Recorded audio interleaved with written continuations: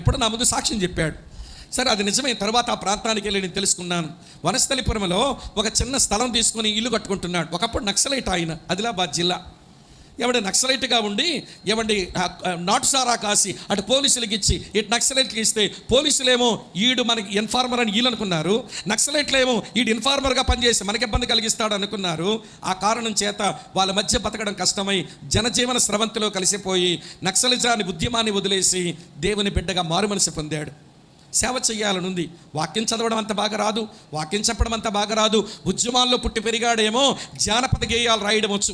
జానపద గేయాలు రాసుకుంటూ ఆ పాటల ద్వారా సువార్త చేసుకుంటూ బ్రతుకుతూ అక్కడ నుంచి ఆదిలాబాద్ జిల్లా నుంచి హైదరాబాద్ వనస్థలపురంకి వచ్చి ఒక చిన్న స్థలంలో ఇల్లు కట్టుకుంటున్నట్ట. ఇల్లు కడితే ఇటుక, రాళ్ళు, సిమెంటు, అమ్మ వింటున్నారా ఏమండి, ఇనప చువ్వలు ఇరుగుంటోళ్ళు పొరిగింటోళ్ళు ఇబ్బంది కలిగిస్తాయిగా. నువ్వు కట్టుకుంటే ఇంకోళ్ళకి ఇబ్బంది, ఇంకోళ్ళు కట్టుకుంటే మనకి ఇబ్బంది ఉంటుంది. ఎప్పుడైనా సర్వసాధారణం. అది అర్థం చేసుకోవాలి. కానీ ఆ ఎదురింటి ఆవిడంట ఊరికే తిడతా ఉంటుందంట. దుమ్ము ఎగురుతుంది, సిమెంట్ ఎగురుతుంది, ఇసుక మా ఇంటి రోడ్డు మీద వేశారు, ఇనప చువ్వలు ఎక్కడ పడేశారని తిడతా ఉంటే ఏమండి ఇంటి ఆవిడ తట్టుకోలేకపోతుందంట. ఒకరోజు ఆయన సేవకి వెళ్ళకుండా ఇంట్లో ఉన్నాడు. ఆవిడ గంపనూరు ఆవిడ తిడ్డ మొదలు పెట్టిందంట.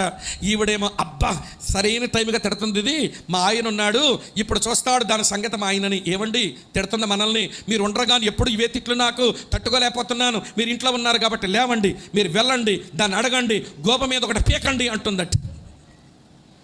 మరి వెళ్ళరాదు అక్క నువ్వు.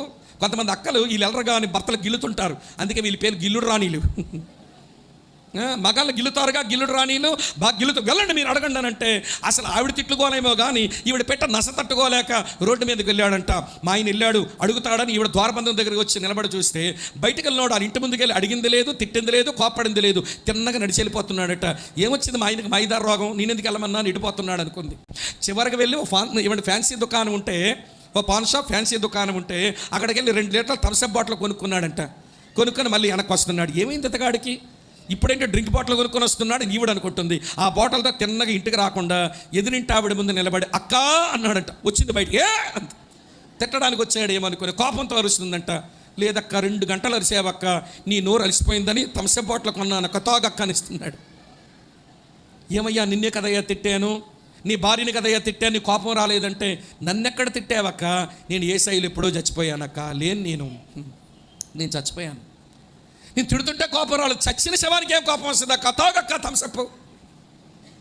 అదండి క్రైస్తవ జీవితం అంటే. నీకు చావడమే రాలా.